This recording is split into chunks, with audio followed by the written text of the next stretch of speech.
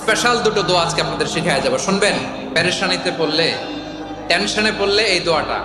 প্রিয় ভাইরা, বিষ্ণু ইসলাম যখন খুব বিপদে পড়তেন, দুশ্চিন্তা ওনাকে ঘিরে ধরতো, উনি পড়তেন ইয়া হাইয়ু ইয়া কাইয়ুম বিরহমাতিকা আস্তাগীথ, ইয়া হাইয়ু ইয়া কাইয়ুম বিরহমাতিকা আস্তাগীথ, ইয়া হাইয়ু ইয়া কাইয়ুম, হে শাশ্বত অবিনশ্বর, হে চিরঞ্জীব, বিরহমাতিকা আস্তাগীথ, তোমার রহমতের উসিলায় তোমার কাছে ফরিয়াদ করি, এটা পড়তেন।